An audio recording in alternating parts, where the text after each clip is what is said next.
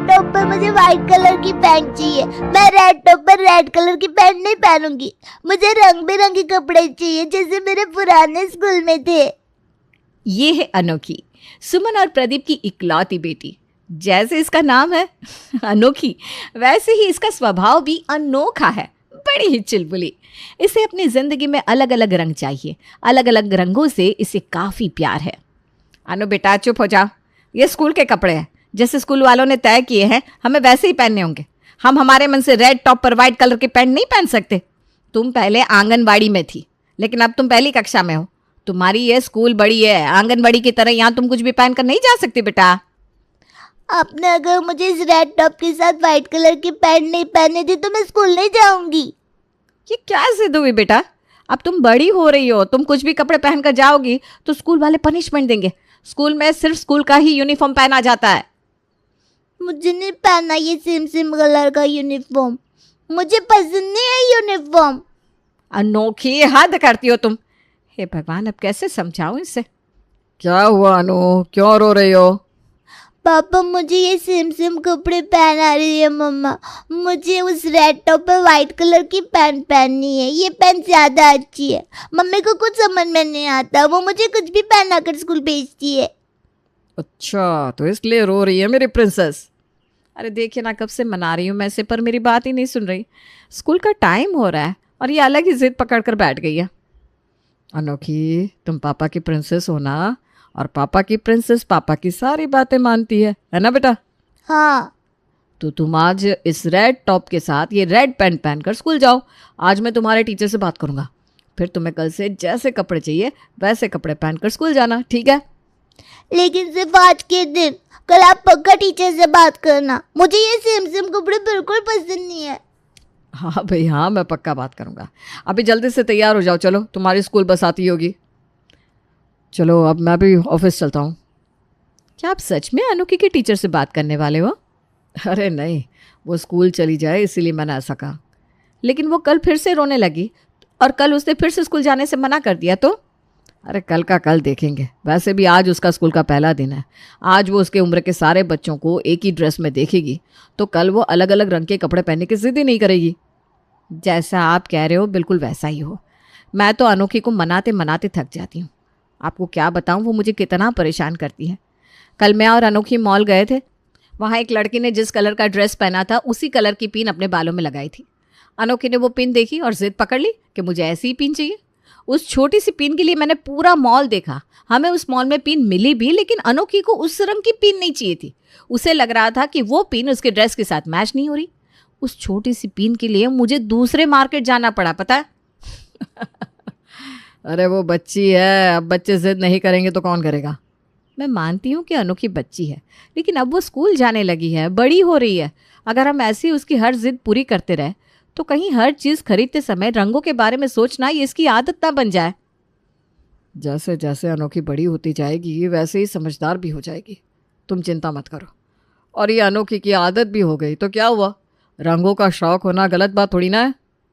प्रदीप सुमन को समझाता है और ऑफिस चला जाता है। ऐसे ही कई दिन बीतते हैं। अनोखी जैसे जैसे बड़ी होती है वैसे वैसे उसे और ज़्यादा रंगों की पहचान होती है। अनोखी ने अपना पूरा कमरा दुनिया के सारे रंगों से भर दिया था। कपड़ों से लेकर चप्पल तक, किताबों से लेकर मोबाइल के कवर तक, हर चीज़ खरीदते समय अनोखी के दिमाग में सबसे पहले रंग का सवाल आता था। देखते ही देखते दिन बीतते गए। अभी अभी कॉलेज जाने वाली अनोखी के लिए अब तो रिश्ते आने शुरू हो गए। माँ, आपने कभी ब्लैक कलर की गोभी खाई है? अरे नहीं बेटा, गोभी तो सफ़ेद कलर की होती है, थोड़ी थोड़ी हरी भी होती है। तुमने कहाँ खाई ब्लैक कलर की गोभी? मैंने तो नहीं खाई, लेकिन मैंने ये ब्लैक कलर की गोभी मार्केट में 2-3 बार देखी है और मुझे ये खानी है। हम इस ब्लैक गोभी के साथ ग्रीन कलर की पूरियाँ बनाएंगे, जैसे पालक की पूरियाँ होती है, बस उसमें हम पालक की जगह खाने का कलर मिलाएंगे।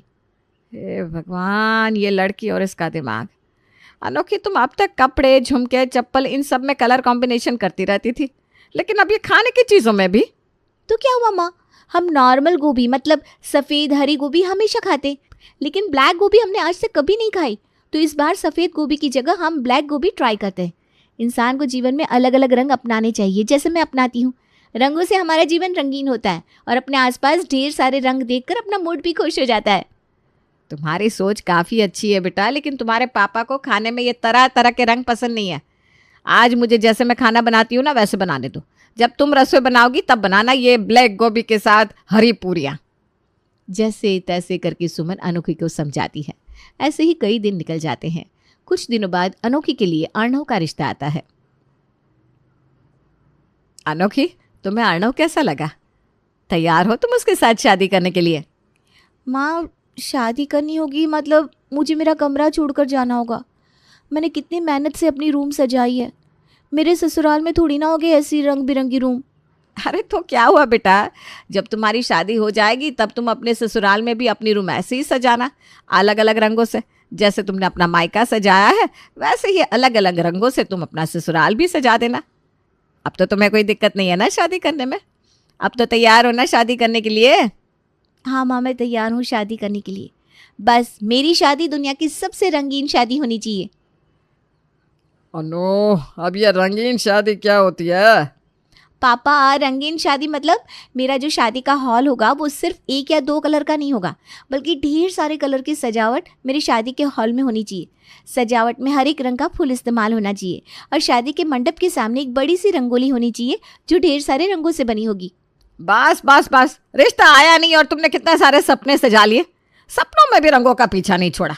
अपने आसपास ढेर सारे रंग देखकर तुम्हारी सोच भी रंगीन हो गई। अरे क्यों डांट रही हो भाई मेरी बच्ची को?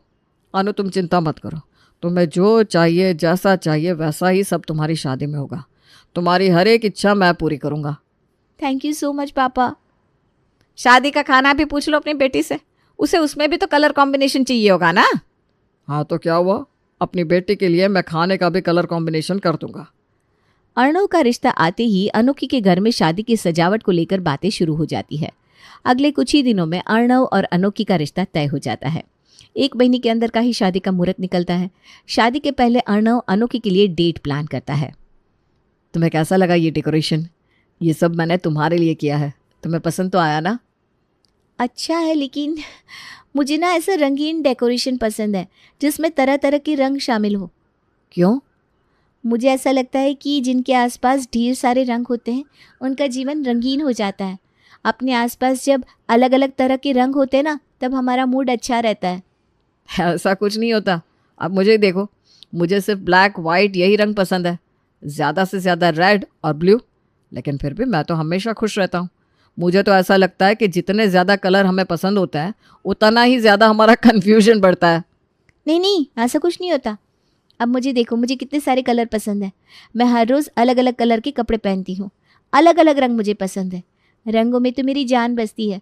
तुम्हें मुझसे शादी करनी होगी तो तुम्हें भी मेरी तरह रंगों को अपनाना होगा। मुझसे पहले रंगों से प्यार करना होगा। ठीक है भाई, अब शादी का लड्डू खा ही रहे तो ये रंगों का लड्डू और सही।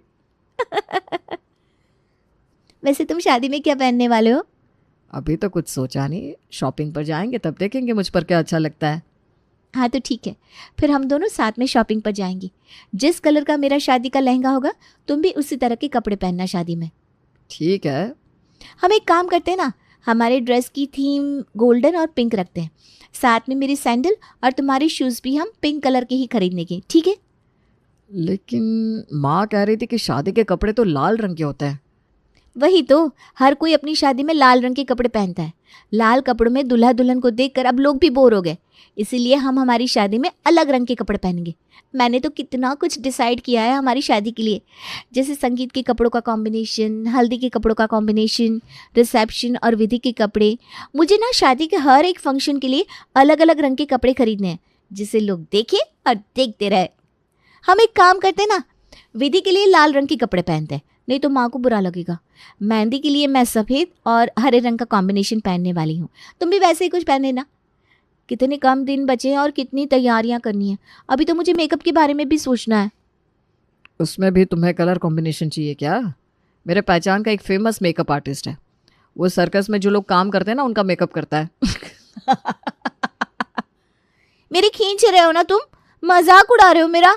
अरे अनु, गुस्सा मत हो। मुझे लगता है तुम शादी की तैयारियों को लेकर कुछ ज़्यादा ही चिंता कर रही हो। हम सब मिलकर सारी तैयारियां कर लेंगे।